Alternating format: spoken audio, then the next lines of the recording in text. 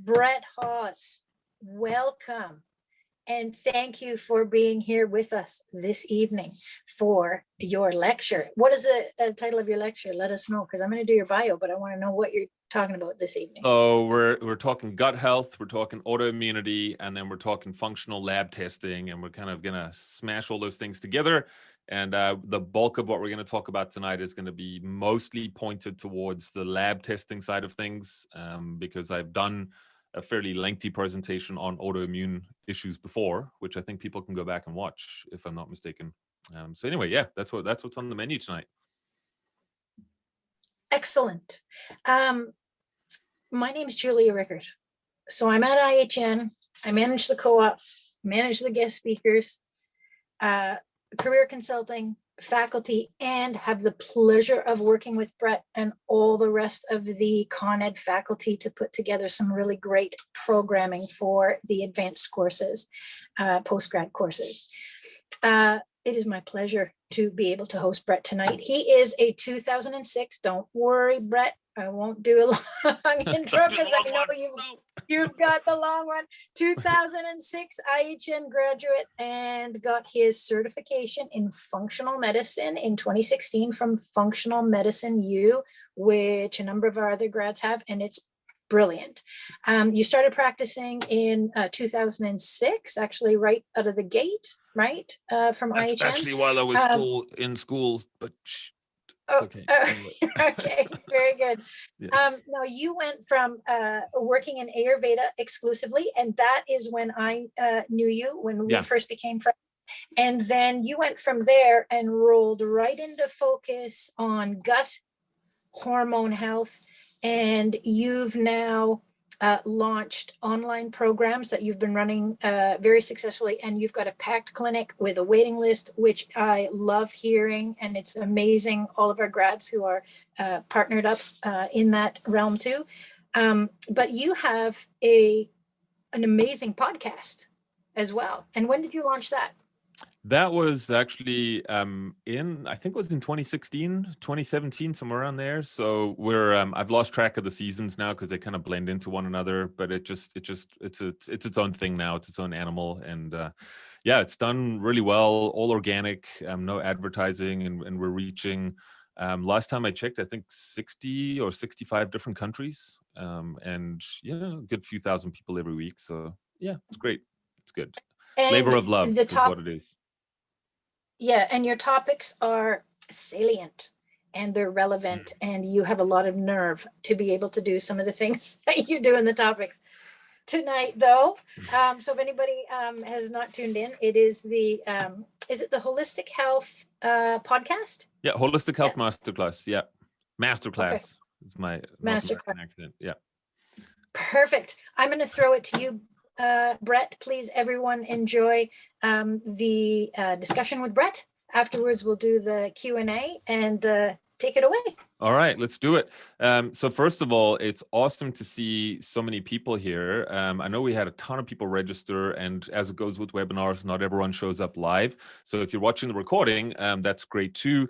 And a lot of familiar faces. So I believe it or not, even though I've taught thousands of practitioners over the years, I do actually remember most people's names. Sometimes I don't always get the faces, but so it's really, really good to reconnect with you and see you here. I'm actually going to share my screen right now. And we're going to go for it. And just if you can just give me a thumbs up in the chat or raise your hand or something, just to let me know you can see my screen first of all. And then we will go from there. All right, we're good. Okay, I see the chat going off. All right, awesome. Okay, so tonight we're going to talk, and I'm going to try and keep this as brief as I can with the little bit of time that I have tonight. As I said, we're talking gut health, autoimmunity, and functional lab testing. The bulk of tonight is really going to point towards functional lab testing, because I know that as nutritionists especially, it's such a gray area, what to test, how to test, what are we allowed to test. And so everything I'm going to share with you tonight, you are able to test for. And I'm going to give you a little bit of instruction, as much as I can anyway, on tonight's session of what to look for and how you can do that. So we're going to fuse gut health, functional lab testing, and holistic nutrition to improve autoimmune client outcomes.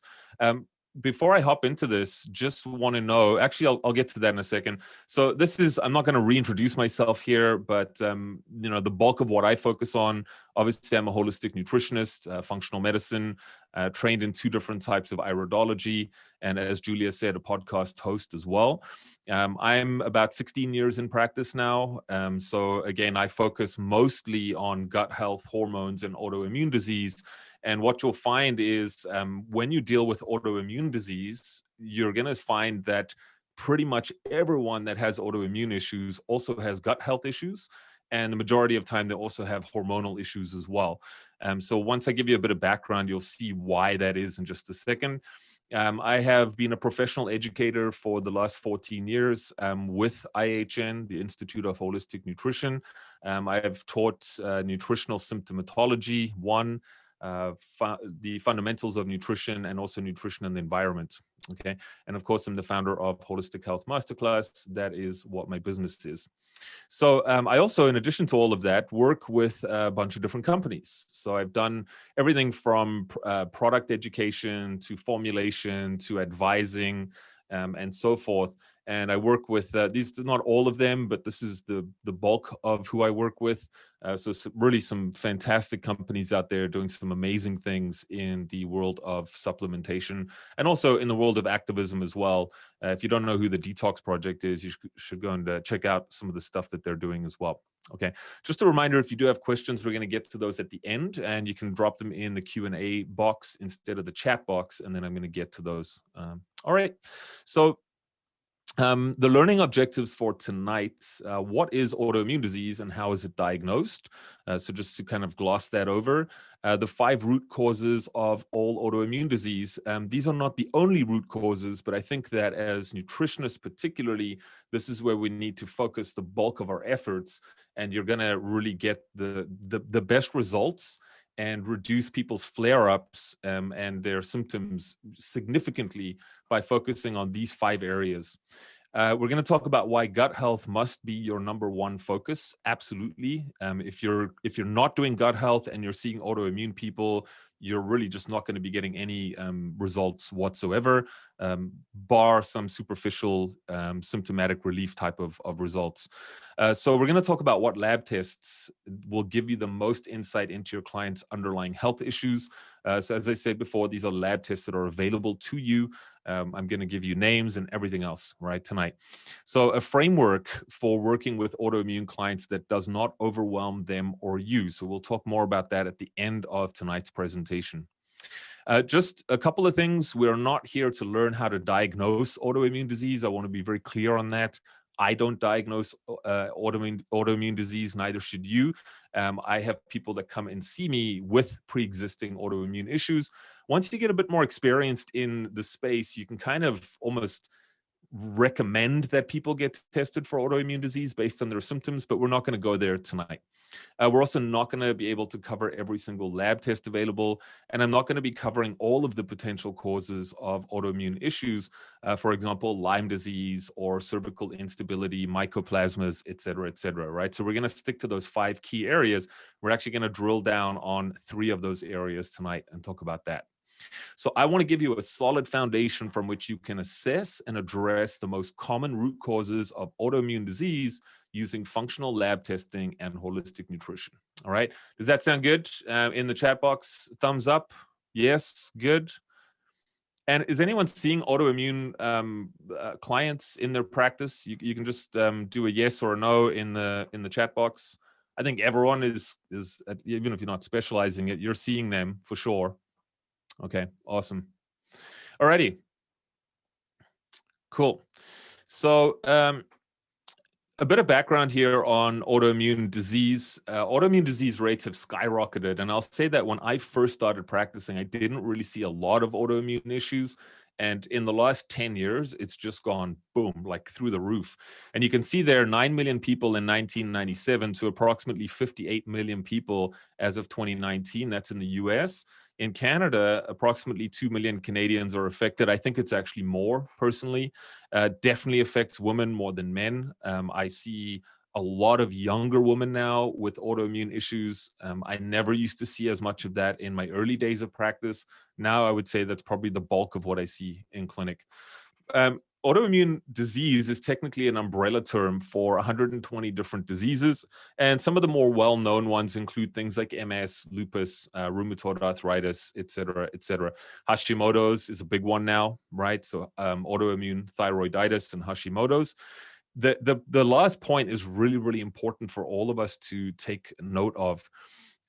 Pretty much all autoimmune disease is treated with immunosuppressants, right? Because this is an overreaction of the immune system, with steroids and with pain medication, right? So anti-inflammatory steroids, pain medication, that is it, right? They are not, there's no dietary recommendations, there's nothing else, right? And so oftentimes the people that you see coming to you in clinic with autoimmune issues are super frustrated. They feel like they've been somewhat abandoned by the medical system. And it's not really the medical system's fault. It's just that that's what they're used to doing, right? And what we now know from a holistic perspective is that when we work on the things that we're going to talk about tonight, you can really, really make significant inroads into addressing those root cause areas. All right. So an autoimmune disease is an illness that occurs when the body's tissues are attacked by its own immune system. Clients with autoimmune diseases frequently have unusual antibodies circulating in their blood that target their own body tissues, right? And as we know, there's all different kinds of autoimmune diseases, right? So if your if your immune system is attacking your nervous system, that could be multiple sclerosis. If it's attacking your thyroid, it could be Hashimoto's. Your joints would be rheumatoid arthritis, et cetera, et cetera. But we can also have different, within each of those areas that we spoke about, we can actually have different types of autoimmune diseases. And I think the best one that I'll point out here is the bottom left, which is the GI tract. And that's where you have celiac disease, Crohn's, and ulcerative colitis. So those are three different types of diseases. However, they're all autoimmune in nature. All right. And we can kind of keep going around and around and around. I think the skin is another big one as well here. Eczema, psoriasis, scleroderma, and vitiligo. So again, the immune system is attacking the skin, but it's manifesting as different types of disorders. All right. So when we look at how autoimmune disease is diagnosed, typically what we do is we test for autoantibodies, right? Auto meaning self, not automatic, right? So the self antibodies in the blood using something called an anti-nuclear antibody immunofluorescence assay. Okay, that's a mouthful. That is considered the gold standard in terms of diagnostic. And this is a very general test that can evaluate up to around 150 of these autoantibodies. Okay, so these are immune system defense chemicals that are made by the body. They are very, very specific in their targets. A positive screen, so you might have heard of an ANA, right? So an ANA is a very broad screen, right? And so typically what will happen, let me just bring up the, I'll just bring that up. So if you get an ANA and it comes back positive, what will then happen is a positive screen is then going to be followed up with the antibody titer testing, right? So the titers and the patterning. I'm not going to get into the patterning because there's so many of them, but simply put, the ANA titers are basically determined by diluting the liquid portion, right, of the blood sample into saline. And so you can see at 1 to 40, it actually goes all the way up. I think it can even go above 1 to 1280. But essentially, there's a lot of discrepancy in the autoimmune world where there's a large percentage of people, I would say 20 to 30% of people actually have ANA titers of 1 to 40. So it's not necessarily problematic in and of itself. You need to look at the symptoms and kind of look at everything together. However, once you start getting higher up, you can be pretty sure, because the percentage of people there goes down, down, down, you can be pretty sure that the higher up you go, the more severe the symptoms are going to be anyway. All right. But the generally accepted positive is 1 to 40.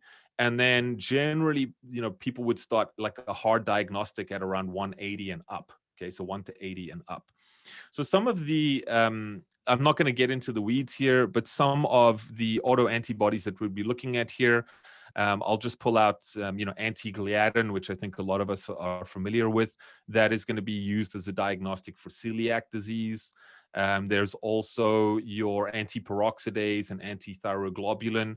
Those are going to be for Hashimoto's, and so on and so on and so on. All right. So again, this is not for us. This is really in the medical side of things. There are some good tests out there from Cyrex Labs, for example, which can look at a lot of the stuff, but that's really out of scope for the group that are here tonight. All right, so the autoimmune journey, this is super, super important. And it took me a while to kind of realize these patterns, right? But I came to realize that there's a perfect storm. And I started hearing it from so many of my clients that once I started seeing that pattern, I was like, oh my gosh, everyone will tell me the same kind of story, right? So it often starts off with poor digestion and food allergies, which is compounded by poor nutrition. There's often an underlying co-infection or an infection in the gut, all right? Sometimes it can be in the blood as well, for sure. And exposure to external or internal toxins and environmental triggers, all right? So all of these things together are going to lead to inflammation and immune system overload. Then what happens is a stressful event.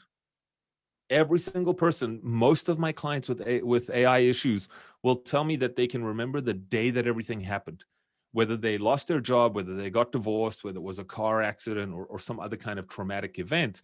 They will say that's when everything kicked into high gear and it never ever settled down. So these are major, major catalysts for full manifestation of autoimmune issues. And there's actually good literature now to show that there's a large majority of people who suffer from autoimmune issues that actually have pre-existing PTSD, right? So post-traumatic stress disorder. It is always, always, always more than one of the above factors. And of course, there can also be underlying genetic predispositions as well. So this makes it very, very complicated. And the bulk of clinicians that work with autoimmune issues, they have a lot of problems with this because they're like, oh my gosh, there's so much stuff going on. Where do I start? Like, how do I break the cycle, right? And that's what we're going to talk about at the end of our presentation tonight. And I think you'll have some pretty good insights as we head through our session tonight.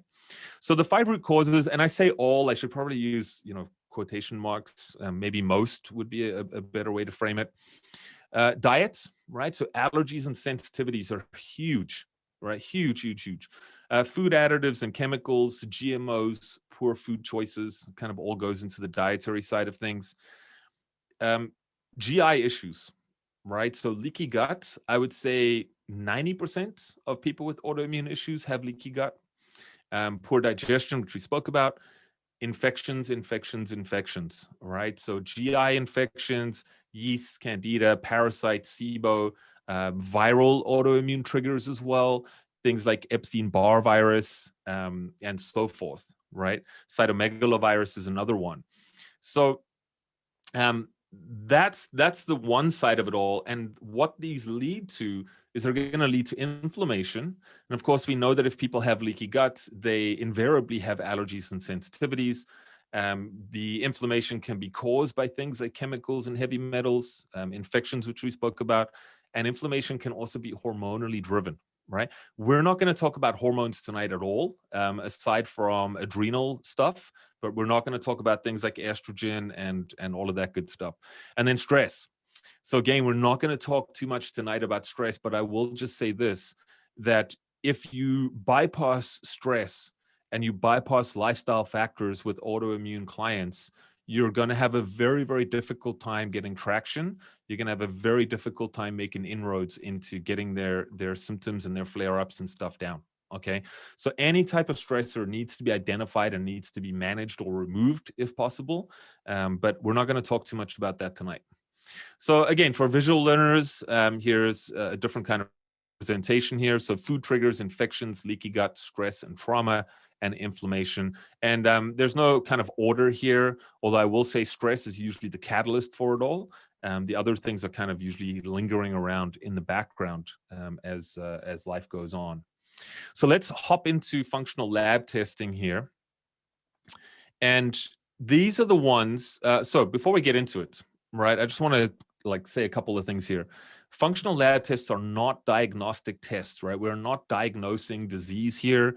What we are doing with functional lab testing is we are assessing function, right? So we are assessing, metabolically speaking, what is going on, and then we are restoring function using nutrition, supplementation, lifestyle, et cetera, right? It is not a diagnostic test, and that's a very, very important thing to relay to your clients, because they don't know that, right? They think that they're going to get diagnosed with some disease or something, and that's just not what we do. All right. I want to know why you have what you have. I don't want to diagnose you with something or put a label on you. Why test, right? And what are we testing for? This is also important because in the functional medicine space, what I see is people going on these huge fishing expeditions and spending thousands and thousands of dollars on testing that oftentimes yields zero valuable data, right? No actionable data, nothing that you can work off. It's just good to have a look-see. And I've had people that have spent $10,000 or more on lab testing, and I've gone through all of them, and I would say that's oftentimes half of them, if not 2/3. You don't even need to do them. All right. So what we want to do is we want to run tests that are necessary, right? I won't use the word medically necessary because we're not in the field of medicine here per se. You want to run tests that give you actionable data. That is the most important thing I will stress here. We want to say, if you suspect that someone's, got leaky gut, and oh my gosh, I think you may have SIBO, or I think you may have a parasite, or I think you may have candida, or what have you, run a comprehensive stool test that's going to give you 80 or 140 data points. And now you're going to get a really good overview of what's going on with the digestive system. And now you can address those more specifically, right? So that's what I mean by actionable data here. Important as well, a test is only as good as the person interpreting the test. Okay, so I get people all the time from the medical system, from naturopaths, from functional medicine doctors, and oftentimes they feel like they've spent a bunch of money on tests and they don't really know what the tests mean, right? And that's oftentimes because the practitioner doesn't know how to interpret the test properly, or they haven't put it in context with the symptomatology, right? So master symptomatology first, or alongside it. Don't treat the labs, right? It's a very, very important statement. Don't treat the labs. Okay, I worked for 10 years with no lab testing whatsoever, and I got fantastic results. Now the lab testing confirms what a lot of the symptomatology is saying. All right. So the functional lab tests for autoimmunity, these are the big ones here. And I'm going to go through pretty much all of them, at least give you a cursory overview anyway. Comprehensive digestive stool testing. We're going to talk about something called Intestinal IQ, which is from Fluids IQ, which is a Canadian lab. We'll talk about organic acids testing, SIBO testing, leaky gut. I'll talk a little bit about leaky gut testing, but most of the stool tests now will have markers on them. And as you'll see in just a second, there's actually an add-on, part of the intestinal IQ is actually looking at the marker for leaky gut anyway. So there's lots of ways that you can kind of get around that. And then we'll talk about food allergy and sensitivity testing and adrenal stress testing. Now, other things that you might want to make a note of here are things like hair tissue mineral analysis.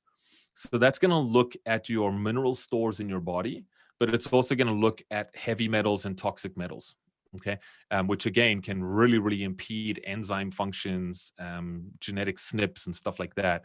Environmental toxicity testing, okay. Great Plains Lab has a fantastic panel for that. I think it's 187 markers on that. And of course, glyphosate testing. I'll just say this very, very quick note here on glyphosate testing. Glyphosate has gone up in use, right? In the last 10 years, we sprayed 75% of the glyphosate or Roundup ever made in the history of humankind. And what we've seen is autoimmune issues go up in lockstep with that.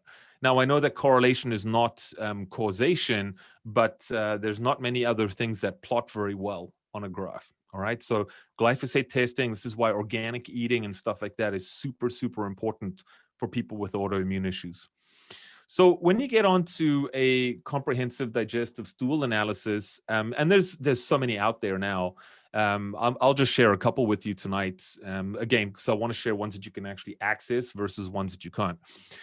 This assesses many different data points, including things like bacterial, yeast, fungal, and viral markers, parasites, worms, amoeba, and so forth, digestion and absorption markers, inflammation, immunology, intestinal health, leaky gut, and really, really cool, especially the test I'm going to share with you tonight, is they actually test for sensitivity towards antimicrobials, and ABX is antibiotics. So that's just my shorthand there. And we can see from certain stool tests if pathogens are resistant to drugs and antibiotics, which is really, really cool. How many times do practitioners, I did this for so long, you get out there and you're like, I love this particular oregano oil product. It's super potent. And so you go with it to treat some kind of pathogenic infection and it does nothing. And so then you pull out the next one and the next one. With a lot of the stool testing now, they actually culture the pathogens and then they expose them to all of these different antimicrobials and they can see which ones work. And you'd be amazed that sometimes it's just one thing that works, right? So some of the data points here, I'm just going to give you a snapshot of what this looks like. This is from Great Plains, by the way. So this is, you can open up an account with Great Plains Laboratory. You can look it up. They should give you an account, no problem. And you can see here that you actually have expected or beneficial flora. So these would be our quote unquote probiotics. We've got our commensal flora here. These can be sort of good or bad, depending on the levels. And then we have our dysbiotic flora here. So these are the quote unquote bad or pathogenic bacteria. All right. The higher the number, incidentally, so 4+ means that there's lots of them, down to 1+, which is a low amount, and then NG, which is a no growth, right? So we couldn't culture it. We couldn't detect that. You'll see down the bottom here a yeast culture as well. Okay, I just kind of like expanded it on this slide here. So Candida albicans. Now, I will just say Great Plains, I don't have all of the data up, but I will say that they test for a number of different strains of Candida and yeast, right? And so you'll see this over here, and then you'll also see microscopic yeast. And sometimes microscopic yeast can relate to ones that they couldn't culture, but also they can sometimes be coming from higher up in the GI tract, right? An important point here that I will just say is a stool test measures what's going on in the large intestine, right? It doesn't really measure what's going on higher up in the GI tract. Although once you get good at reading them and interpreting them, you can kind of see what's going on higher up, okay?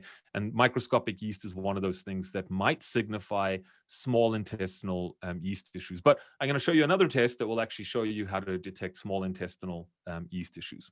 Okay, so this is, again, I'm not going to go through all of this with a fine tooth comb because we'll be here for a long time, but you can see protozoa, nematodes, roundworms, etc. So this is the parasite side of things, and that kind of carries on here as well. And then you start getting into your red blood cells, your white blood cells, etc. And these are all oftentimes elevated when you have bacterial and pathogenic infections. All right. Now, this is where I mean, I love it for these types of reasons. You can actually see here, for example, elastase is a good indicator or a good marker for pancreatic function, right? So what is your pancreatic enzyme output looking like? What is your gallbladder doing? Okay, this is huge. And, I see stool tests every single day. I'm always interpreting them. And once you realize that a person's gas and bloating and indigestion is coming from poor pancreatic function, it's very difficult to assess that any other way, right? And this is why I say these types of lab tests don't lie, right? They're 100% objective scientific tests. We can see muscle fibers, vegetable fibers, carbohydrates. Those are all markers of basically improper digestion, whether it's proteins, whether it's carbohydrates, and so forth. These down here, this is actually your lactoferrin and probably more the calprotectin is actually what doctors would use in cases of inflammatory bowel disease. So they'll actually measure these periodically to kind of see, if you have IBD already, is the treatment working? Are you in quote unquote remission? Or if we're not sure if you have IBS or IBD or what's going on, they'll actually measure calprotectin as a differentiator between something that's more functional like IBS versus something that's you can actually monitor and you can actually test for, which would be things like your Crohn's, your colitis, and so forth, right? As we know, mucus production, if there's excess mucus in the stool, it's usually a sign that there's some type of infection that's going on, and so the body is producing mucus to protect itself. All right. Another huge marker here, right? This is the most abundant immune marker in the gut, right? So secretory IgA is pretty much on any stool test out there, and it's a good marker of what's going on with your intestinal immunity. So in this particular case here, we can see that it's out of range and it's low. Usually when you see it low, it's because someone has a lot of chronic infections going on, right? In cases of autoimmune disease, oftentimes in early stage autoimmune issues, you're going to see that it's high because the immune system is overactive. Looking at this slide here, here we see our short chain fatty acids. So this tells us, is someone, what is their bacteria doing? Are they actually fermenting fibers to create nutrients? Maybe they're not getting enough fiber in the diet. And so you'll see that a lot of these values will be typically low is what you're looking for here. But if we see that things like butyrate and total short chain fats are low, we can be pretty sure that someone is dealing with dysbiosis and or they're simply not getting enough fiber in the diet. All right. This here, basic stuff, pH, we're looking for blood in the stool, et cetera, et cetera. I don't have much to add there. And this is where you see on the Great Plains test, you can actually see, in this case here, the only things that are going to work for whatever pathogens were found on the test would be caprylic acid, grapefruit seed extract, and silver. Okay. And here, this particular pathogen would be resistant to ampicillin. So if I was a physician, this is not the correct antibiotic to go with, but any of these other ones would work. All right. So what it does is it prevents you from shooting in the dark, which is really, really cool. Now this here, I mentioned fluids IQ before. Zonulin is also found on quite a few different stool tests nowadays. Zonulin is essentially the protein in the body that regulates the tight junctions in the small intestine. Okay, so if you understand anything about leaky gut, what you'll know is that you have these tight junctions that normally stay nice and tight, and that creates a protective barrier to essentially screen nutrients, wastes, etc., from either entering the blood or going out. And when zonulin is high, that's a good indicator that the tight junctions are loose and compromised. And now we've got all sorts of food particles, chemicals, what have you, going into the bloodstream and then triggering the immune system for autoimmune issues, et cetera, et cetera. So a very straightforward marker. The higher it is, the worse things are in that sense. And then you'll also find this is part of the intestinal IQ here, you'll find that DAO and histamine are also markers that you want to look at. Diamine oxidase, or DAO, is the enzyme that breaks down histamine. So when we have lots of histamine, there's a number of reasons why someone might have lots of histamine, but histamine equals inflammation. And if I have a lot of histamine and I don't have enough DAO, well, all of a sudden I don't have the enzyme to break down that histamine. And you can see in this particular case, the ratio is getting right up there. Right. So this particular person is going to have chronic inflammation in their gut, which may then very well lead to leaky gut and so forth. Right. So again, this is part of the Intestinal IQ Panel. And this is straight off their website. Right. So you can basically pick and choose a la carte. You can see zonulin here is on all of them, but you can get the more comprehensive ones, including histamine, DAO, food allergies, candida, et cetera, et cetera. All right. So again, that's available to you as a nutritionist. You can go and check out Fluids IQ. We're going to talk about adrenal stress testing in just a second. And they also do an adrenal check test as well. Okay. All right. So again, just save your questions for the end. Make a note of them. You can actually start firing them in the Q&A box right now if you want. And then I'll just go back and check on those. All right, so SIBO, small intestinal bacterial overgrowth, right? So SIBO, SIBO is the new candida. I feel like everyone's talking about SIBO nowadays. And the correct way, the gold standard way for assessing SIBO is really through a breath test. All right. So you would drink either a glucose solution or a lactulose solution. Just as an FYI, lactulose is actually preferred because it's a lot more accurate, right? Glucose typically is absorbed and fermented very, very quickly, so it doesn't give us the full length of the gut. But these products are usually not digested, right? So lactulose particularly, it's not digested. It's going to be fermented by the bacteria, and then you would breathe out the hydrogen or the methane that they would produce. And so what we do is we go on a prep diet, right? I think it's over here. Okay, so you do a 1 to 2 day prep diet. You then drink the sugar solution of glucose or lactulose. Okay, again, lactulose is preferred. And then what we do is we breathe it out at these intervals and we measure everything, right? And that gets then mapped out onto anywhere from 120 to 180 minutes a chart. Okay, so I'm not going to get into just in the interest of time here, I'm not going to talk about positives and negatives and stuff like that. If you want to take a screenshot of this, go for it. But basically what we're looking at is we're looking at when does it rise, right? So when does hydrogen rise? When does methane rise? When does the combination of them rise? And how high? And when does that happen, right? And based on all of those criteria, we can then diagnose. We don't diagnose. The lab would then say this is a positive or a negative and what have you. So when you look at a test, this is what it looks like. Okay, and you can see right over here, this methane typically is much lower, right? So you can actually have constipation and symptomatology even at 2 parts per million, right? Very, very low levels of methane. But you can see in this particular case, look at the hydrogen, right? So the hydrogen went up, up, up, up, up, up, up, right?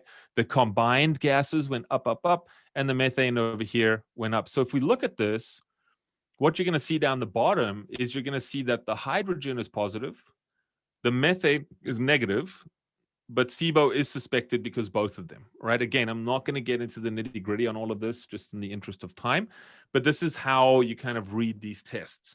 It is very, very important to look at the numbers on the left-hand side of the graph, okay? Because you got to look at the scale, right? Sometimes the 20 will be all the way up here, and it might look like it's going up a lot, but it's not really going up that much at all.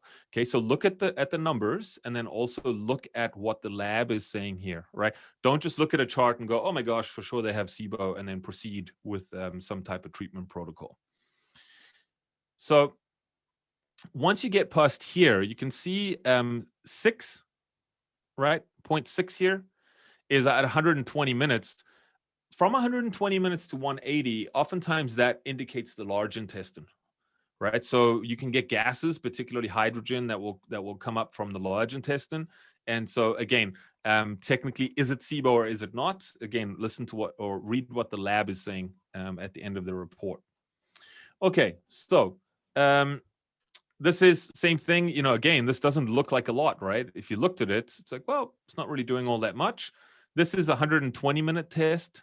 So this is pretty much all small intestine. And you can see here that this result is 6. Do I have this here? So this is 6 on the right, and this is 28, right? So this here is a positive for hydrogen. Now, the reason why we're looking at hydrogen and methane, just as an FYI, is the symptomology that they present with is very different. So hydrogen typically results more in IBS type D, which is like diarrhea and that sort of stuff, like a looser stool. Whereas when you get into the methane side of things, it's more constipation and that sort of stuff. All right. So here's another one. Again, I'm just going to breeze through these. You can see these are quite high here because look at the axis now. All of a sudden, we're up to 100, 120 parts per million, right? That's getting way up there. So this is a very high result for both types. And this would be your IBS mixed, right? So this would be the kind of person that maybe gravitates between constipation for like maybe 2 or 3 days, and then they'll have diarrhea, and then they'll go back to constipation, right? So a very, very common pattern with IBS. And incidentally, the majority of people, at least 55% of people with IBS have SIBO. Okay, some studies have actually shown that it's as high as 75%, which is kind of crazy. All right, so that's it. Very, very straightforward test. It doesn't look for anything else. A couple of points: you cannot, unless you run certain tests and you really know how to look at them, but technically it's not correct to diagnose, and I say that in air quotes, to diagnose SIBO off a stool test. Okay, you cannot diagnose SIBO off a stool test. You really can't see SIBO at all because it's happening in the small intestine, right? It's also very, very difficult to get into the small intestine and take any kind of sample because an endoscopy is only going to get into the first third. A colonoscopy is not going to even get into the small intestine. So there's no real way. And this is the most accurate way that we found, right? So again, this is gold standard testing for SIBO. All right. As I mentioned before, let me just grab some water here. As I mentioned before, every single person that comes in with autoimmune issues has underlying stress issues. Okay, whether it's PTSD, whether it's childhood trauma, whether it's whatever it is, it's up to you to identify what those stressors are. And you can do that by looking at their health history, by looking at their lifestyle, et cetera, et cetera. And then what we can do is we can use adrenal stress testing to actually evaluate what their adrenal glands are doing and what their stress response is like. All right. So what we want to do is we're going to measure cortisol, first of all. Okay, that's again pretty gold standard for an adrenal stress test. We want to use saliva. Okay, so again, Fluids IQ, which I'll share some of their sample reports here. Fluids IQ has an adrenal check. It actually looks not just at cortisol, it also looks at DHEA and the relationship. And then you could do dried urine, which is a Dutch test. Okay. Now it's very difficult. Some people have no problem getting an account with precision analytics or Dutch testing. Some people have a hard time getting an account for whatever reason. If you cannot get an account with Dutch test, go with Fluids IQ. Okay. They also have a hormone panel that looks at all the female hormones and male hormones and so forth. Blood testing for cortisol is inferior. All right. Literally, if you go to the doctor's office and they pull out that needle and you're scared of a needle, your cortisol is going to go up. They're going to take your blood and they're going to go, you have high cortisol. All right. Another important thing when you're testing adrenals here, you want to use multiple samples, right? We don't want to take a snapshot in the afternoon or a snapshot in the morning or a snapshot before you go to bed. We want to map things out over the entire day so that we can see what that diurnal pattern is doing, right? Because as you're going to see in the sample reports here, cortisol is highest when you wake up in the morning, right? It kind of rises 4 o'clock, 5 o'clock, and then it peaks in the morning. And then from there on out, it kind of drops off slowly so that by the time night comes around, your cortisol is going down and you're ready to go to sleep. Okay, so we want to look at those patterns. Waking cortisol gives us an indication of nighttime cortisol.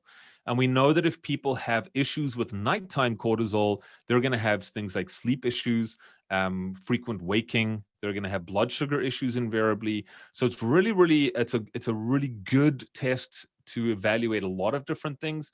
But as we know, without stabilizing adrenal glands and the stress response, it's going to be very, very difficult to get a lot of these other things that we've spoken about under control.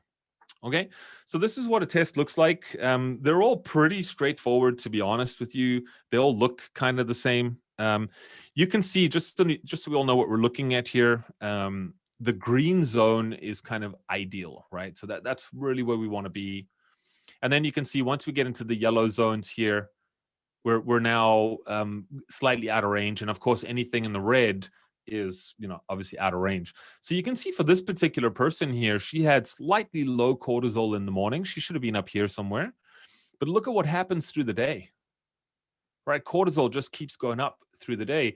So this is the person that's very, very tired in the morning, right? She cannot get up out of bed. She gets going fairly quickly in the morning, but once she gets later in the day, stress, right? High anxiety, cannot sleep at night, right? Feeling agitated and wired during the day. Okay. So we're going to talk a little bit about how to use adrenal supplements here in just a second, because this type of person, if you gave them a stimulating adrenal product, you're going to make things much, much worse for them. Okay. And I know because I did it back in the day where people would like, I would get nasty emails at like 3 a.m, like, I can't sleep. What did you do? And that's because I gave them the wrong type of adrenal supplement. So this is, again, just a different example here. You can see this particular person, very, very low, right? Low, low, low, pretty much low across the board. But again, at night, things peak up a little bit. Okay, so still well within range. But this particular person, I would be asking them, what is going on with your sleep? Okay, how's sleep going? They're going to feel quite tired. And just as a bit of a sidebar here, the flatter this curve gets, I know that they have pituitary issues, right? So that hypothalamus pituitary adrenal axis is not firing properly. And that's why they're not getting this nice, wake up, right? So they're not, because this is more at night. This here is upon waking. So they're not getting that spark in the morning, right? They're flatlining. This person here looking pretty good, a little bit low in the morning, right? HPA axis is working very, very well. A little bit high, so they're probably riding the high line. They're probably quite stressed out here, and they're definitely going to be having some sleep issues here. Okay, this person pretty well flatlined. Okay, pretty well flatlined over here. They are not going to have a whole lot of spark. I would actually also be looking at what their total cortisol output is doing, basically. And then they need a lot of, they need some stimulation. They need rejuvenation here. All right. You give a person like this a relaxing, calming type of adaptogen, and you're going to put them to sleep, right? They're not going to have a good time. They need energy, right? Energy, energy, energy. But once it gets to the evening here, they're also going to have a slightly hard time winding down. Okay. So this person here, right, everything's looking pretty well within range here, but quite low. And their nighttime cortisol is now low instead of high. They're going to be feeling pretty wiped out at the end of the day. You might actually find that this type of person cannot keep their eyes open past 8 o'clock, 8:30. Okay. So again, we need to just balance a lot of that stuff out. And then you got someone like this. This person is just firing on all cylinders all day long. Okay. They need to calm down, right? So calm down. So when we look at all of this, always use testing alongside symptomatology. Okay, never rely on either of them as a standalone. So what you want to do is you want to pay particular attention to the diurnal flow of cortisol. What is it doing? When is it high? When is it low? How are they feeling throughout the day? Right? What is it? What are their energy patterns? How do they feel when they wake up? How do they feel in the afternoon? These types of questions together with the test will provide the most accurate analysis. And then you might have to work with two different adrenal formulas. Okay, we might have to work with a stimulating one in the morning and more of a calming thing at night, or vice versa. Okay, and now what you're doing is you're really getting a lot more granular with this versus simply saying that this is my favorite adrenal product. Because everyone asks that, right? They always say to me, what's your favorite multi? What's your favorite adrenal product? What's your favorite thyroid product? And it's always like, well, I don't know what we're doing. Okay, well, what is their body doing? And then let's go with that. Okay, let's also not forget about diet, right? So proteins, fats, cutting back on the sugars and the refined carbs and stuff like that is going to take a huge load off the adrenal glands. And then, of course, all of the lifestyle stuff, right? Is this person the type of person that should be doing high intensity interval training, or should they be doing hatha yoga or tai chi or something that's a little bit more calming and restorative, right? So yeah, really, it puts a whole nother, many layers, in fact, when you start looking at adrenal health. It opens things right up, and I love it, right? I love that approach. So moving on here, organic acids testing, or OAT testing. I'm sure many of you have heard of this. Show of hands in the chat box quickly. Has anyone done an organic acids test on themselves, or have you heard of organic acids testing? You can just put up your hand in the chat box or say yes or no. So organic acids testing, anyone? Okay, some people have done it. Some people saying no, yes. All right. Okay. Okay, cool. So mostly no's, which is great. So we're going to learn something here. An organic acids test is really a fantastic broad screening test. Okay. Oftentimes in functional medicine, what we'll do is we will use, I don't really do it personally, but a lot of practitioners, they will run a stool test and they will run an organic acids test as an initial screen. So what you will get from running those two things is you're really going to get about 180 to 200 different biomarkers, which is really cool. All right. So organic acids, just so we all know what we're talking about here. Anytime we convert something, so if I take A and I'm trying to convert that to D, whether it's, I don't know, maybe I'm trying to take a B vitamin and I'm trying to phosphorylate that B vitamin so that I get an active B or a methylated B or what have you, right? I'm going to have to go from A to B to C to D, and all of these enzymes are going to have to do the work, right? So what we're measuring, you can see here we need sufficient nutrients, right?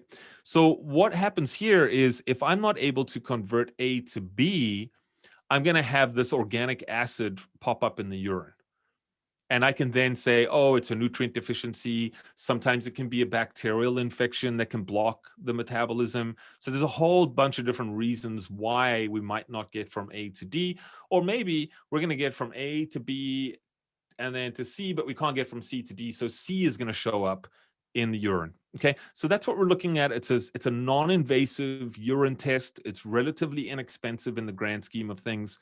And what we can look for here, we can actually measure byproducts of microbial metabolism that are excreted in urine.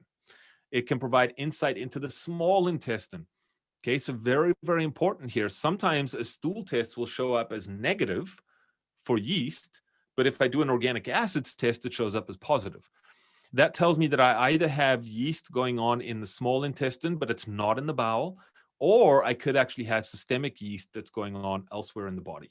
All right. So very, very cool test. And now you can see why a lot of functional medicine practitioners will run those tests together, right? So a stool test and an organic acids test can provide key information on mitochondrial function, right? Very, very important when it comes to autoimmune issues. Krebs cycle, super important. Neurotransmitters, right? So dovetails with our adrenal stress assessment that we looked at. Nutritional assessment of vitamins, not so much minerals, right? Minerals a little bit, but it really looks a lot at the vitamins, also some amino acids as well. We can look at certain GI markers, and we can look at dysbiosis, right? So very, very broad spectrum screen. This is what it looks like. Again, this is from Great Plains. You can open up an account with them. You can literally, order this test. It's very inexpensive. They've got great training as well, by the way. And here you can see these are yeast and fungal markers. So in this particular case, I can see that tartaric acid here, all of these markers. So the way to read this, I should probably just say this quickly, is this is center, right? This is one standard deviation down, one standard up, two standard deviations up, okay, or down. So when you get red, it means you're outside of the two standard deviations from what's considered normal, okay? So all of these reds here will tell me that this particular person has relatively high levels of yeast, right? You can see that this particular person has numerous markers that are up.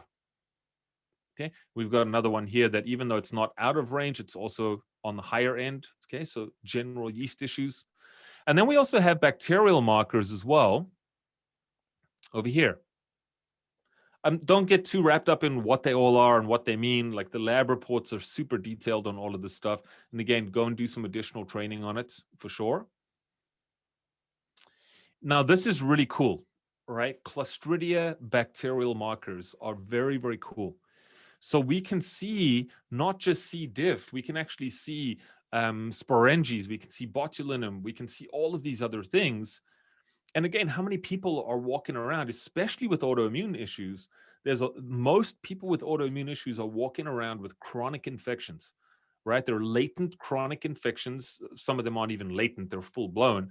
But you don't know what you're dealing with until you start running these types of tests, okay? And then you can kind of go from there. What I will say is a lot of the Clostridia bacteria will actually block the conversion of things like tryptophan to serotonin, okay? Yeah, that's a big one. All right. So Clostridia. Now, can you imagine a person who is not metabolizing or producing enough serotonin? Their mood is going to be way down. And you can hit them with 5-HTP or tryptophan or what have you, but until you get the Clostridia levels down, you're not going to make any inroads into their depression or their mood issues and what have you. All right. So very, very valuable information that we're getting here. Another marker that I see a lot, right, on tests is this oxalic acid marker, right? These are all oxalate metabolites.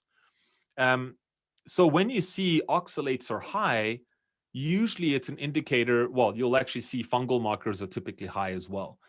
Okay, so candida and yeast produced oxalates as a byproduct. And we know that oxalates can settle in the eyes, they can settle in the brain, in the joints, anywhere in the body, and they can cause pain. So can you imagine someone with rheumatoid arthritis that's got leaky gut, that's got yeast, and now they've got these oxalates, and they're on anti-inflammatories for their joints and glucosamine and all sorts of stuff, but they've got all these other issues in the background, right? Get the yeast down, the oxalates come down. All right, put them on a candida diet together with a low oxalate diet. Now you're doubling down, and all of a sudden the pain starts going away within days. Right? So priceless, valuable information that you're getting from this type of testing. We can also see here, are they having methylation and detoxification issues? What is the GI bacteria looking like here? Okay, etc. You can see these are the nutritional markers. So B12. This methylmalonic acid, by the way, is a very, very accurate marker for B12. And a lot of times what I'll see in practice is I'll actually see the blood tests will show that B12 is fine. And then I'll see that this is showing me that B12 is not fine, right? That it's low. And that usually tells me that they might have some type of methylation issue or just that they're not metabolizing B12 very well. Okay. You can see B6, B5, B2. Really cool here, glutathione. Okay, so this is actually looking at N-acetylcysteine, which is a glutathione precursor. And sorry, let me just go back up here quick. And I don't think I have this slide up. Oh, sorry, it is here. So you can see that there's glutathione up here, right? And then if I look at the next slide, you can actually see the glutathione precursor. So this also gives us insight into things like MTHFR, methylation issues, which a lot of people with autoimmune issues actually have. All right. So very, very cool info here as well. Moving on, and I know we're cruising along here, but I'm kind of just glossing over the lab reports because, you need to spend extra time really digging into it all. But I just want to introduce you to it tonight. So food sensitivity testing, very, very popular these days. There's all different kinds of food sensitivity tests. There's some good ones here that are, again, non-invasive. They don't require a blood draw. The IgG food map it has a candida and yeast kind of add-on that just comes with the test. But this IgG food map looks at 190 foods. And their testing methods actually show that it's more accurate than ELISA testing. Okay, so ELISA testing is great, and there's certain types of ELISA testing that's really good, but they usually require a blood draw. Okay, which again kind of rules us out as nutritionists. Fluids IQ also has a good panel, which can be added on to the intestinal IQ panel. They only do 24 and 88 foods. Okay, so if you have someone with a lot of sensitivities and you really want to dig into that, I would probably say go with the food map from Great Plains. Of course, we also have, and I know it's very popular in our space, doing things like electrodermal screening or meridian stress assessments. I think they're great tests. They're very broad screens, but I do think that it requires some experience to have them very accurate. Okay, so I won't say much more than that because I have a couple of people in our space that I refer to because I know that the results are consistent, but there are other labs around and people that are doing these types of tests where the results are a little bit all over the place. Okay, and I know because I can match them with something that's more accurate, like an IgG. There's actually other tests out there which have IgE, IgM, IgA, like they're super crazy. And you can match those together and you can kind of see the inconsistencies there. Okay. The last one there, an elimination diet, which I think we're all familiar with. This is just a sample report. Okay, actually, this is not a sample. This is one of my clients that I'm working with right now. But this is what the Great Plains test looks like. Okay, and you can see it's 190 foods. It's a lot of different food that's on here. Okay, all different food groups as well. And then this is the one from Fluids IQ. Okay, it looks like this. Okay, highest here is the most reactive. And then this is what an MSA test or an electrodermal screening test is going to look like. Okay. Again, I'm not going to spend a huge amount of time here, but you can see that sometimes they'll be red, they'll be yellow. You can see in this particular case here, this person has a really difficult time with dairy, right? You can see they're borderline all the way over here. And then from here down, goat milk, yogurt, casein, milk, rice milk, cow milk, butter, everything here, their system is weak and they're not able to process those foods, right? So cream cheese is way down at 35 and cheddar is down at 38. Okay. I will often see this on tests where I'll see food groups. So if I see this person is going to say, the first thing they're going to say to me is they're going to say, oh, look, Parmesan cheese is good. Whey is good. Cream is good. Can I eat those? And I usually say, well, look, if all of these things are flagged and you're borderline, dairy is probably not your friend. Okay. And of course, with autoimmune issues, we really want to avoid all dairy as much as possible in the beginning stages, especially. Okay. So let's move on here and kind of bring ourselves a bit into the close. And let's talk about some therapeutic considerations. So now that we have all of this stuff, right, and you don't have to run all these tests, okay, run the test that you need to run, that's going to give you good information. But now what do we do with it all? All right. This is where a lot of practitioners get tripped up. So there's always going to be multiple factors simultaneously involved with autoimmune disease. All right. I cannot stress that point enough, because what I see with specialists, right? So if you go to the rheumatologist or something like that, the rheumatologist is not speaking with the immunologist, is not speaking with the gastroenterologist. So what they have is they've got a very, very myopic approach and they're not talking to one another. Okay. And that's what leaves a lot of people very, very frustrated coming out of that system. Even a lot of naturopaths, even working with nutritionists, right? A lot of times it's very, very narrow. So what we need to do is we need to have a multi-pronged approach, right? A piecemeal or a shotgun type of approach is not going to work at all.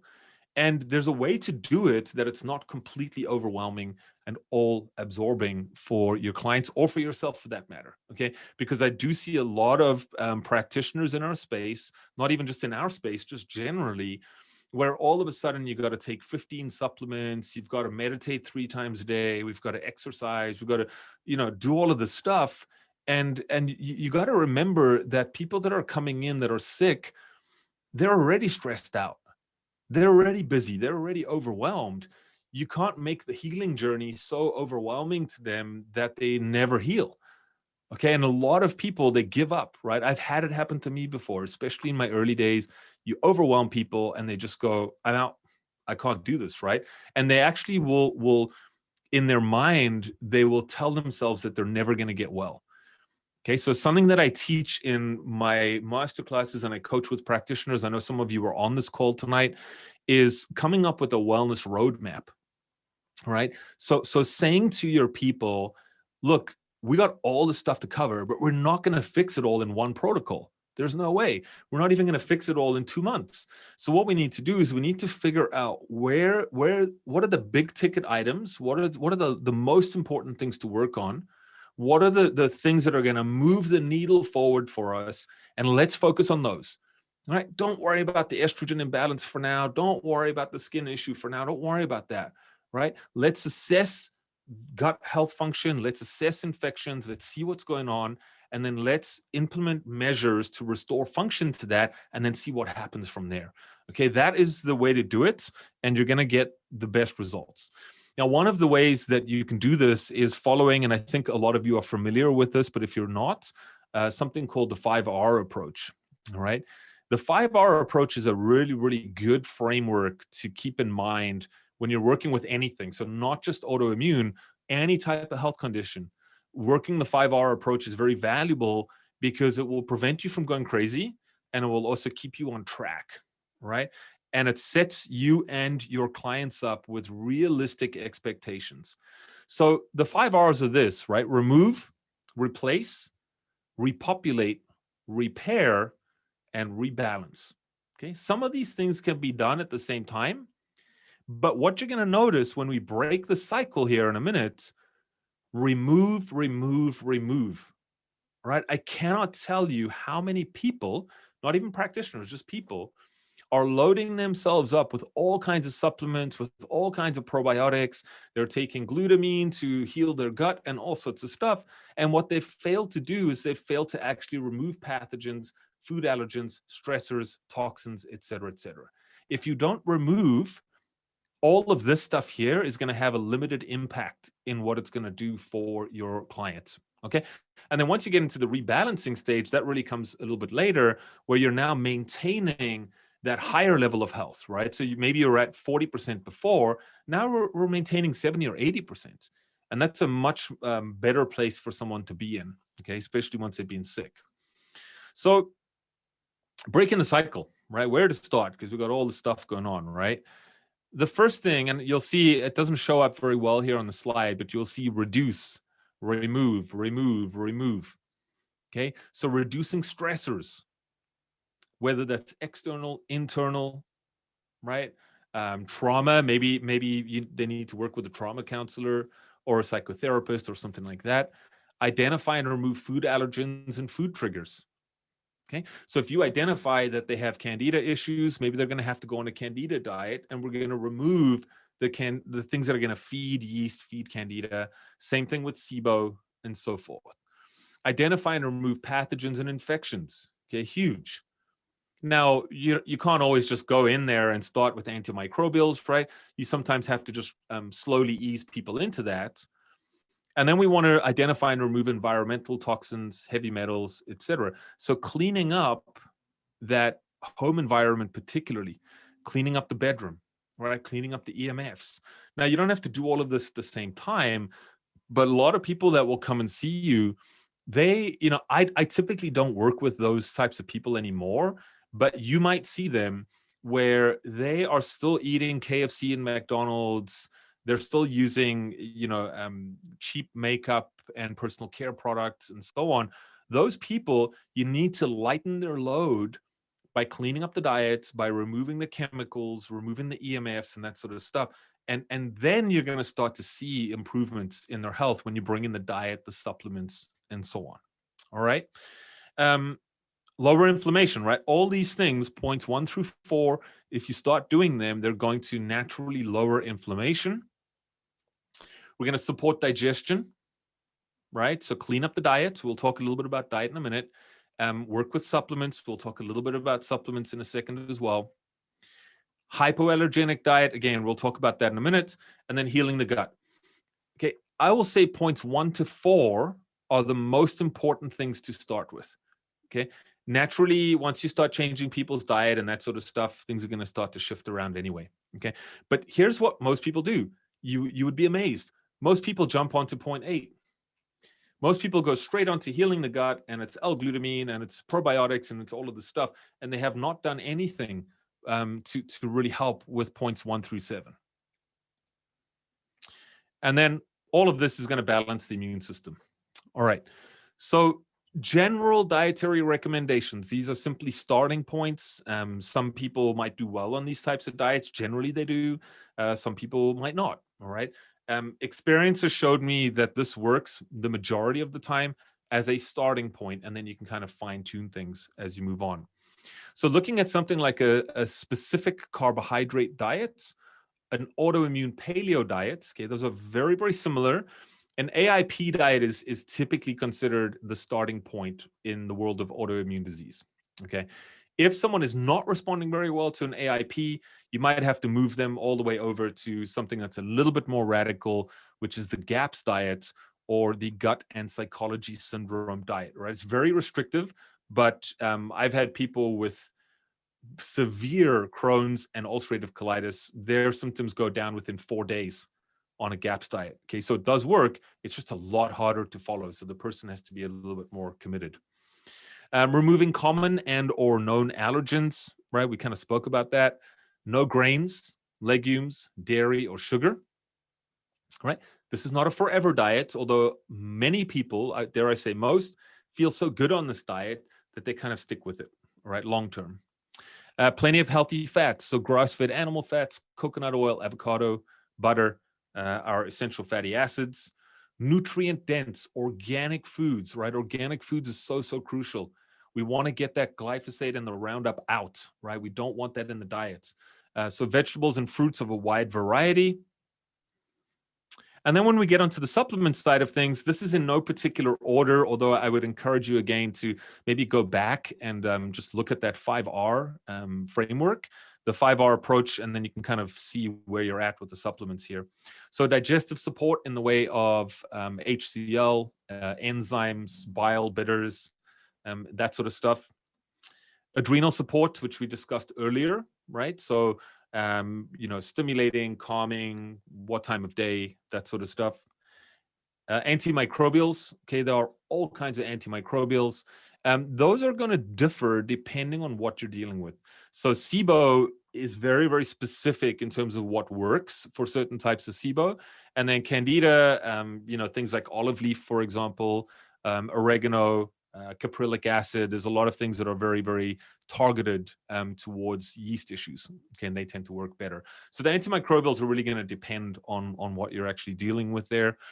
Anti-inflammatories, again, there's so many: curcumin, turmeric, boswellia, ginger, rosemary. Proteolytic enzymes, also very good in terms of anti-inflammatories.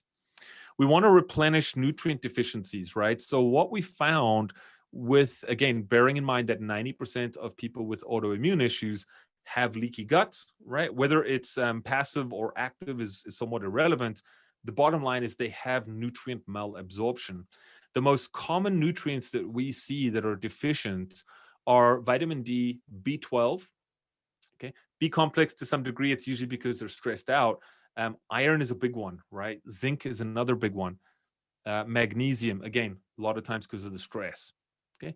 Now, there are ways, again, through electrodermal screening or the meridian stress assessment, you can kind of get a gauge on what those nutrients are that are deficient. But again, you could also just refer and say, hey, go and speak to your GP or your MD and get vitamin D done, get an iron panel done, check your B12, et cetera, et cetera. Okay. Again, I said we weren't going to talk about all the tests tonight, but there are some really good functional medicine tests out there that can look at all of that stuff. Okay. Gut healing nutrients. So your L-glutamine, your NAG or N-acetyl D-glucosamine, your branch chain amino acids, probiotics, prebiotics, all that sort of good stuff. And then immune modulators. Vitamin D is probably the number one on this list because, again, what we found with, particularly with things like MS, right? Vitamin D deficiency is almost a certainty, right? As is B12. But vitamin D is a very powerful immunomodulator in that if someone has a depressed immune system, so their immune system is low, vitamin D will bring it up. And if the immune system is overreactive, as in autoimmune disease, it will actually help to dial that autoimmune response right down. So it's a really good idea to evaluate vitamin D levels and then supplement accordingly. We also know that mushroom extracts are powerful immunomodulators. I do training for host defense mushrooms. I think actually we're supposed to be working on a masterclass coming up soon for mushrooms, but mushrooms are so powerful in terms of everything from natural killer cells to working on the T regulatory cells. They really help to balance out all the branches of the immune system, and they're great for dialing down that hyperimmune response. Astragalus, andrographis, and then colostrum as well, which is somewhat niche, but that really works wonders. Okay, you don't have to do all of this stuff, right? And you definitely don't have to do it all at the same time. Okay, always think, where are you at in the 5R steps? Where are you at in the wellness roadmap? And then you kind of go from there. All right. So you got to be careful, right? Some of these supplements can aggravate symptoms and can make them worse, right? How do you know? It's very difficult to know. Okay. I will say this though. I noticed that a lot of people jump on probiotics right out the gate. And if you have SIBO, if you have SIFO, right, so small intestinal fungal overgrowth, or you just have a lot of bacteria in the gut, going with probiotics is oftentimes like adding fuel to the fire, right? It literally just, it makes the gas, the bloating, sometimes the histamine as well, the skin, it makes it so much worse. So remember, you got to remove first and detoxify the pathogenic organisms and then start working with the probiotics afterwards. Okay. Again, that's the way I practice. Some people might disagree with that. All right. So that is it as far as the autoimmune side of things go. Now, I want to point something out, right? If you look at what we focused on here, and I think that was one of the learning objectives for tonight, we said that I said to you that gut health was number one, right? And how many things have we seen here outside of adrenal support? We've looked at infections. We're looking at leaky gut. We're looking at all of these other things. And the immune system, we know 70% of the immune system is in the gut. So digestive health and gut health, people will often say, if you specialize in autoimmune disease, do you know all of the fine points with autoimmune disease and all of the different autoimmune diseases? And I often say no. Because for me, I'm not interested in all of the micro points of autoimmune issues. I'm interested in looking at the root of it all. And you'll see that what we've covered tonight, there's a huge majority of it that looks at stress. It looks at hormones, right? We didn't look at the full hormone picture, but gut health, gut health, gut health. All right. And as you might have heard, I'm just going to bring this up and share with you that we are right now, right? This is open for registration. This is a Con Ed lecture or webinar right now. I have been running a digestive health practitioner masterclass. That has been going on since I think the first time I did it or launched it was 2019. And so IHN and myself, we've partnered up. And basically, we are here relaunching this to anyone who's watching this right now. It has been very well received. I know some of the practitioners who are in that program are here on this because I messaged them. So I think to date, we've had about 125 practitioners go through that program, and they're still with us, right? So we've really built a cool little community where people are engaged. We've got weekly sessions and so on.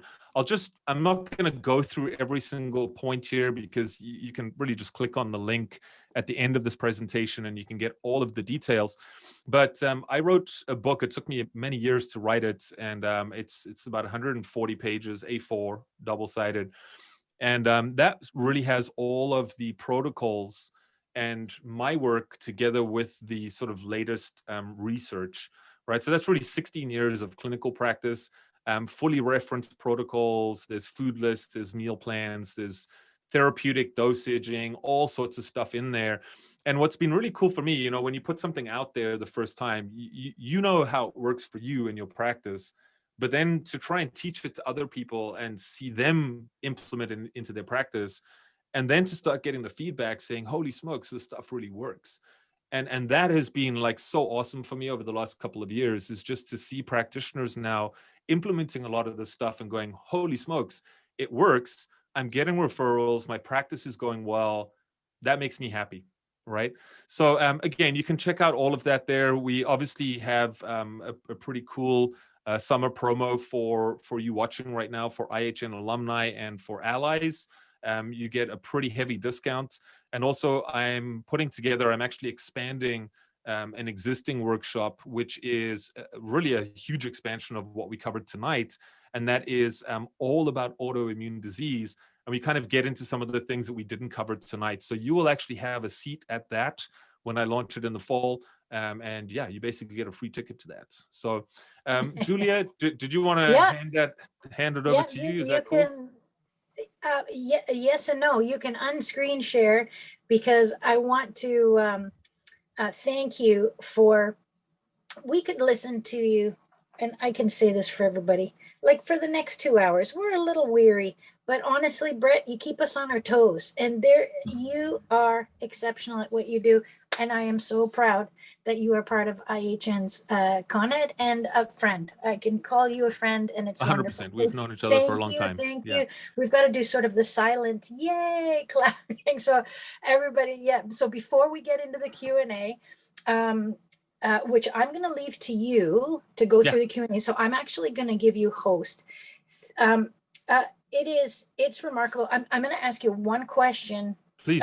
just specific to what you were speaking to, perhaps a non sequitur, but when it comes to working with you on that collab, I know that we're doing it for a short time because IHN has a lot of programming that we do, but we always love to have you in there. And the difference between when you first came to me about the program, when it's the regular Con Ed versus your Con Ed, is you are always there for interaction with everyone. So when you say lifetime, I know it feels like a big, in lights, but you are actually there for interaction, and you host and you engage in the actual group itself, right? Yeah, so we actually have we have our own platform. It's off social media entirely. We've got our own app. We've got everything. All the course material is there, but we have weekly sessions. Sometimes we miss the weekly session. Like I actually have we have sometimes guest lectures. So next week is a guest lecture. But yeah, every week we've got stuff going on. But the group is very much social media-esque in a sense, where you can tag people, you can ask questions, you can choose a topic, you can comment under the lessons. So it's very tactile in that sense. And I think that's something that I've wanted to do, and I tried to do it in 2014, but I just didn't really get it right. I don't think I had the experience at that point. And now what's great is, we get practitioners asking questions every day. And it's like, hey, I've got a client with, whatever it is, what should I do? And it's great. I'm just there and I can ask those questions. So people who are coming into that, yes, you have lifetime access to the content, but you have lifetime access to the group as well, which I think is pretty cool. So Nice. it's sort of a quasi mentorship program as much as it is just a course in that Nice. sense. Yeah. Yeah. Nice. Now I'm going to give you a host, but and while I'm doing that, I'm going to ask you a question, because you're going to do your own Q&A. Because some people prefer to do that. I know Baljinder and Linda, they want the control, so they just do the Q&A. Because I've known you for so long, and I know that the Q&A is going to go into the granular elements of what you spoke about tonight, but I also have known you to have a significant spirit component, and specific with autoimmune. You get into the depth of biochemistry. Do you ever employ these other elements when it comes to mindset in your practice? Yeah. Curiously. I do, and it's not, it's kind of a weird one because I don't advertise it at all. I think people kind of osmotically get that from me if they listen to the podcast, so they understand my story a little bit. So those people who don't know me, I actually have my entry point into this field was through spiritual work. So I traveled all over the world. I spent time with indigenous people, and then I landed up living and working with First Nations people here for about 6.5 years. And I went deep, like deep. Yes. So I was like living with them and the whole thing, right? So relative to autoimmune disease, I've always said that autoimmune is really a disconnection between self, right? So it's a disconnection between higher self and physical self, because your immune system cannot identify yourself.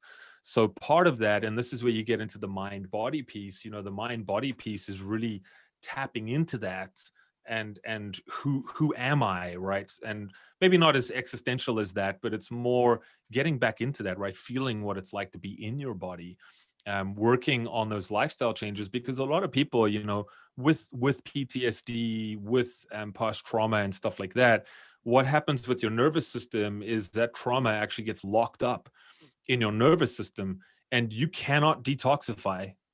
If you're in that state, you cannot move the needle. So this is why I say stress and identifying those stresses, identifying that past trauma.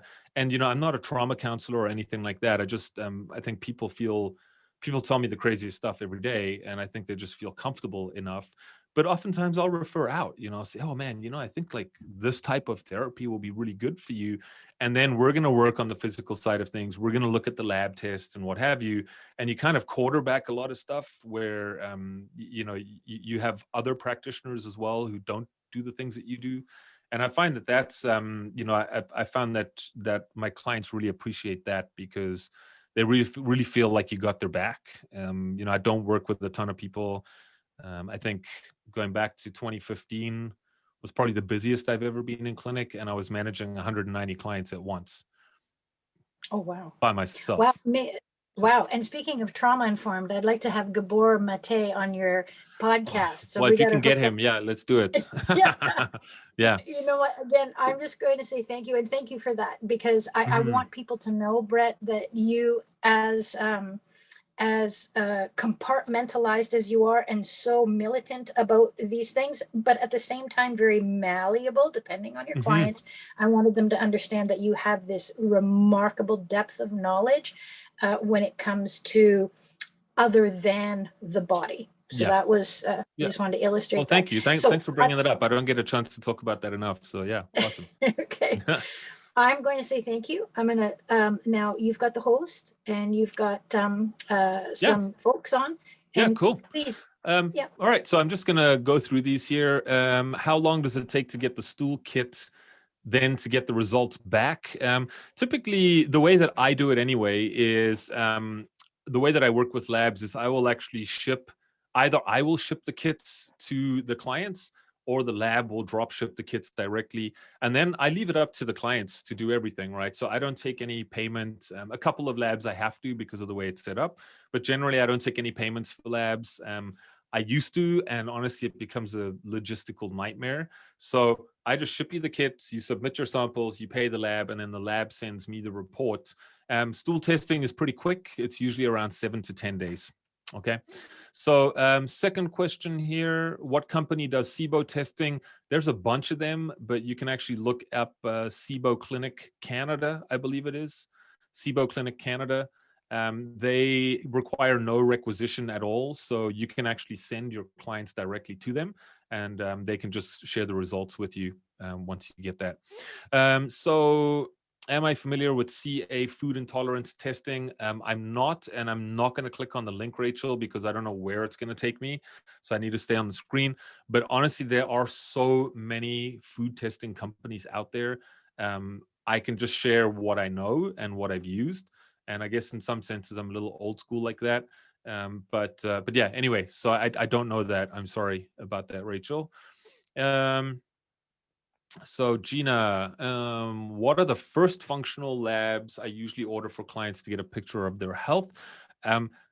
Based on what we discussed tonight, the first things, then it really depends on what we're dealing with. But again, just think of those two broad screens, right?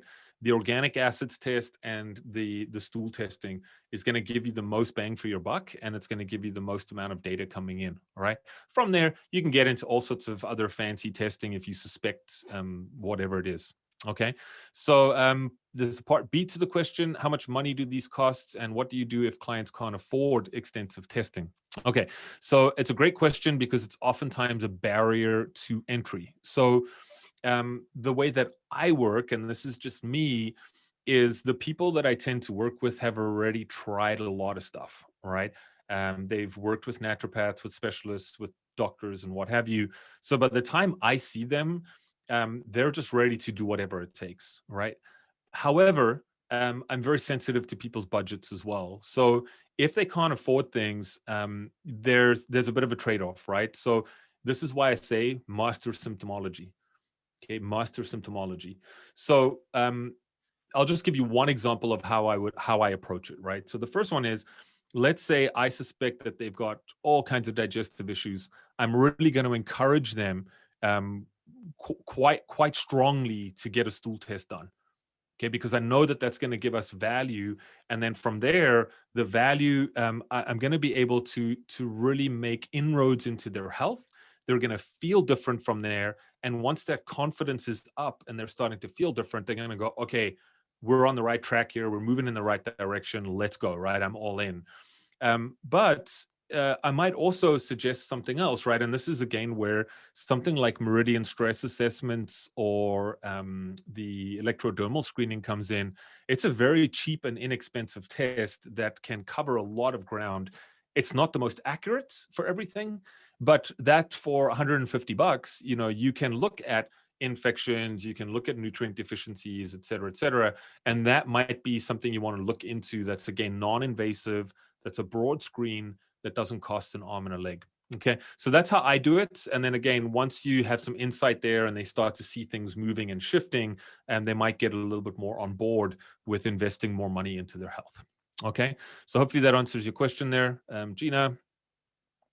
All right, so Yvonne has a question. When can clients phase out their diet and transition back to a normal diet? That all depends with what you're dealing with. All right. If you have leaky gut and it's very, very severe, that could be anywhere from 12 to 24 months. All right. Here's what I will say, though, just a bit of insight into that is, everyone wants to go back to what they were doing before, right? So it's like, hey, I was living this way. I got super sick and I'm going to do this for a while, and then I'm going to go back to doing the thing that was making me super sick. And what we need to do is we need to encourage people to say, well, hang on a second, what you were doing was not working for you. So do you have to stick on a stage 1 GAPS diet for the rest of your life? Absolutely not. But I always say to people, these types of therapeutic diets are not forever diets, right? If someone has, and I'm just going to throw a couple at you, things that I can give you some time frame. If they have SIBO, for example, the literature quite clearly shows that it's anywhere from 4 to 12 weeks. So then they would be able to reintroduce FODMAPs and that sort of stuff and kind of go down that road. Again, if they have full-blown leaky gut and it's very severe, in the case of something like Crohn's, they might have to stick on a GAPS diet for 6 months and then move on to an AIP type of diet and then kind of phase things in from there. So it really depends on the person. Okay. All right. All right. So at what point in the treatment do you tend to introduce medicinal mushrooms?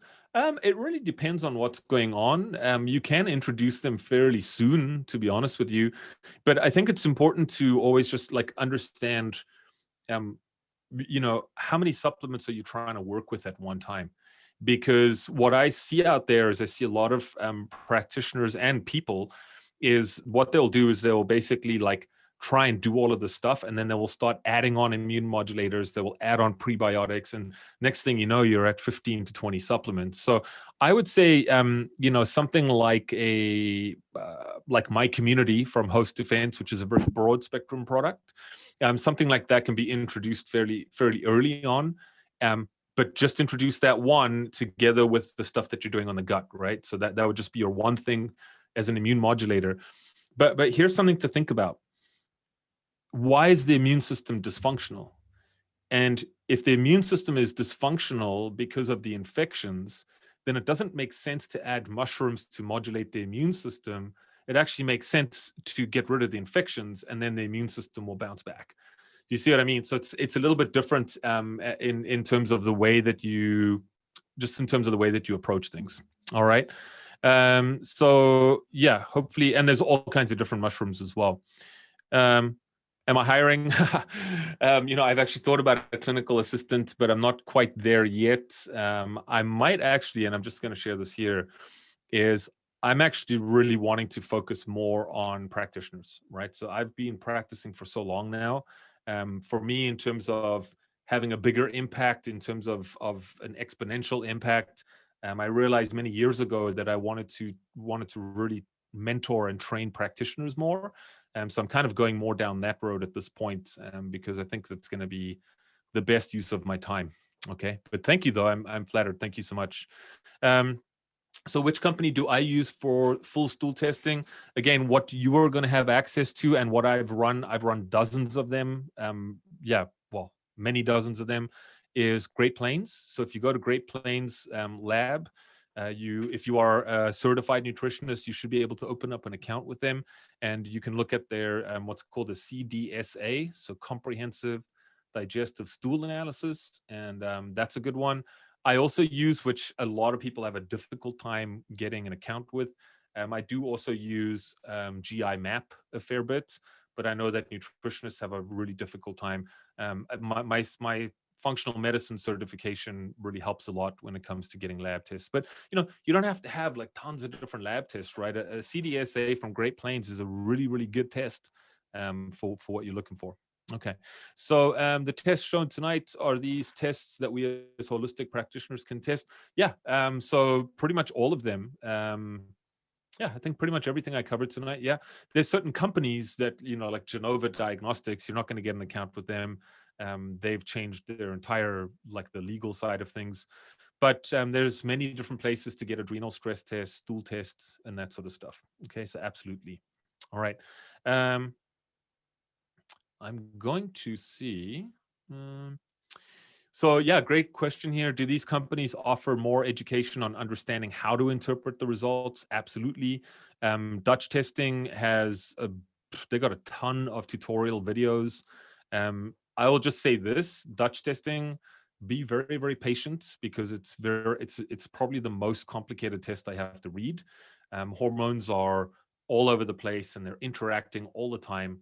So when I first started running them years ago, I've actually been with Dutch pretty much since they first came on the scene, and it was slightly nerve-wracking, to be honest. I would spend hours just interpreting one test. So I would just say, if you don't have a lot of experience with hormones and stuff like that, Dutch testing is great, but just be prepared to spend some time watching the tutorials and learning more about that. Okay. So San says, I'm almost about to graduate, just co-op left. Should I contact Julia to learn more? Absolutely, yeah. So you can contact Julia. You can actually go onto the IHN website under the Con Ed, so the continuing education. Maybe should I drop a link in the chat box for the people that are still here? You know what? I think we'll email you, so don't worry about that. Yeah, you should get an email from either Julia or myself, or both of us. And basically, we'll have information for you about the practitioner masterclass. Okay. Yeah, so good question here as well. How do I deal with being vegetarian? So it's very, very difficult with vegetarians with autoimmune issues. Okay, I'm not going to lie. I find I have to rely a lot more on supplementation. If they are sensitive to things like oxalates, if they're, the oxalates are probably the big one. Lectins as well are huge, so if they're sensitive to that sort of stuff because they've been eating lots of plant-based foods, it's very, very difficult. I'm not going to lie. So I find myself relying a lot on pre-digested amino acids, protein powders, really getting the fats up so we can get the calories up. But it's quite challenging. I'm not going to lie. Okay. So at the moment, I am taking on new clients. You can just go to my website. There's a discovery call section there.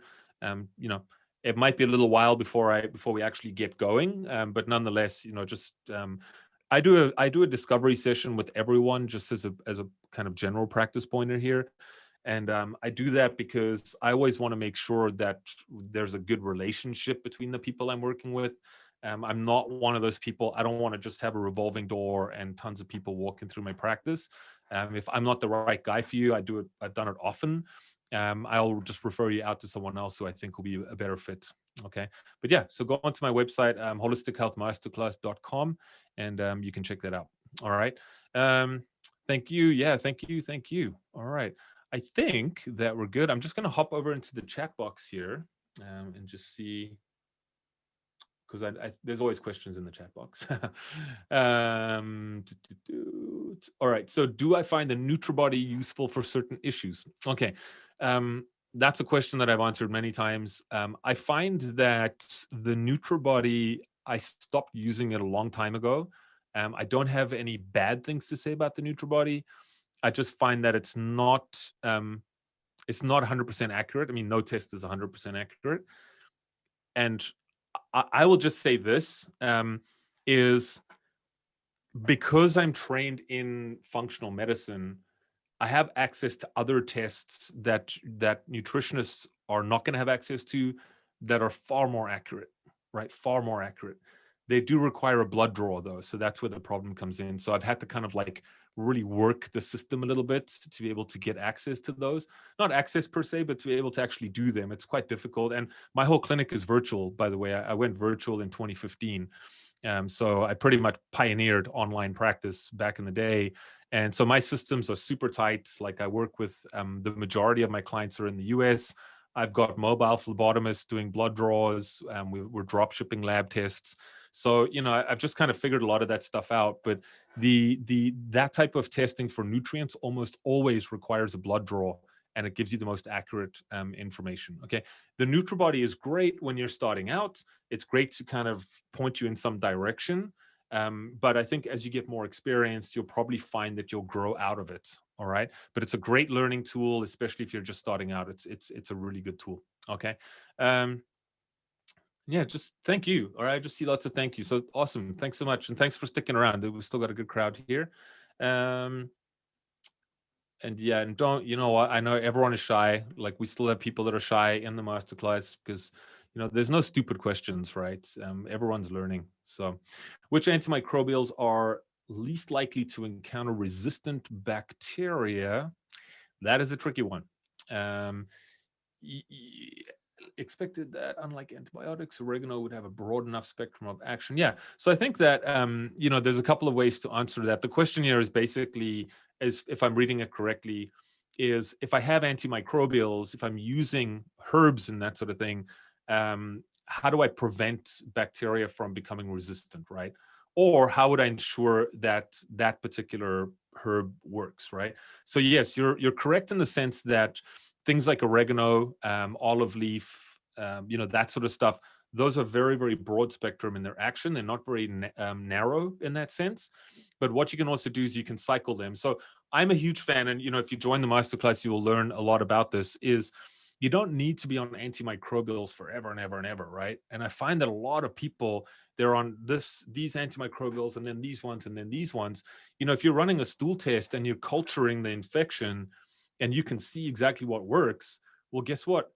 You've taken all the guesswork out of it. You're choosing the right thing. You know it's going to work, and then you're done, right? So there's no more antimicrobials. You don't need to keep using them for months and months on end. However, with things like SIBO, for example, where the treatment period is really 4 weeks up to 12 weeks, and some people are very, very stubborn. So once you look at it from that lens, what I tend to do then is to cycle things.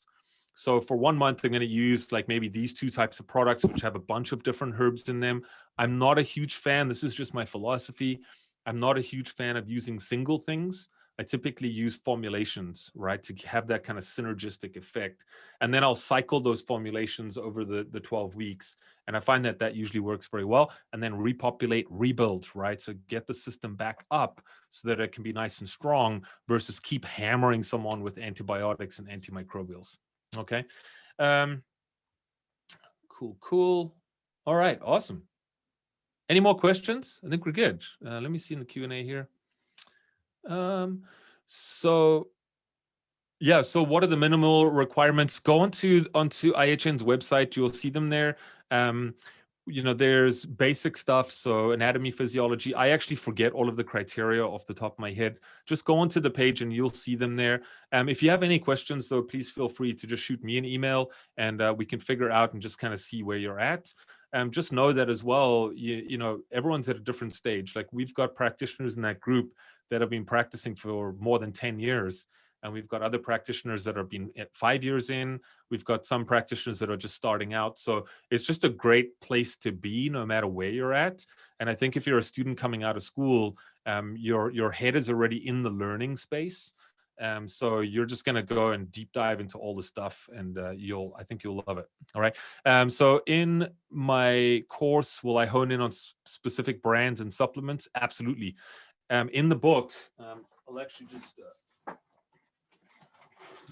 I'll just grab this. This is what it looks like. I don't know if you can see that, but basically this is full A4 size, and it's 140 pages of protocols and all sorts of stuff in there. That's got all brand names with dosages. But I'm updating stuff as well. Like some companies are like Physica Energetics. We can't get them in Canada right now. So I've had to kind of figure some stuff out. But the cool thing is we've got a group that's open 24/7. You just ask questions and I'll help you out. All right, no problem. All right, so do I create my own formulations? Haha, sometimes I do. Yeah, sometimes I do. It really just depends on what I'm trying to do. I do compounding. So I've been doing compounding for quite a few years now. But I find compounding gets very expensive very quickly because they charge encapsulation fees for every 7 capsules. You got to pay $7, something like that. So once you start doing that, it starts racking up like pretty quick. And so I really do that if I've got a lot of stuff that I'm trying to cover, then I'll start making my own formulation so that I can just make it easier for the person. But as I said, they got to be prepared to unfortunately pay for that. You know, it's a lot. So, all right, thank you, Sanaz. Good to see you here. Thanks everyone. Awesome, that was great. I haven't actually taught for a while because I stopped teaching and I've just been doing the masterclass and working clinic and stuff like that. So it's actually great to do a webinar and just hang out with people. It's awesome. If there's no other questions, Julia, are you still there? Just as an FYI, or am I flying solo? Yes, I could be. I'm here. You're here? Okay, cool. Yeah, right. No, I was just letting you do your thing. So I don't want to just pull the plug, you know. Thank you so much. There's questions in there about when, how they can get information about the masterclass. You and I can send something out to everyone in the next couple to few days. So whoever is interested, just wait for an email from Julia and we'll go from there. But Brett, thank you. Why don't you go have a rest? Have some lemon water. What do you have before you go night? Do you have magnesium? You know what? I find I don't really need much. For me, I'm up at 5 o'clock, 5:30 every day. I got young kids, so they wake up early. But I wake up before everyone else. So for me, I keep farmers hours generally. So by the time 9:30 comes around, 10 o'clock, I'm good to go. And then wake up with the sun, you know. But right now we've just got like a gigantic vegetable garden. We've got hiking trails and forests all around. So I'm trying to ride my bike every morning. Just good. It's good. Yeah, it's good. Just keeping outside. Very good. Well, we are going to let you go. You're always amazing. And we'll probably talk to you tomorrow. And thank you everyone for being on. All right. Thanks everyone. Have a great night. Thanks. Bye.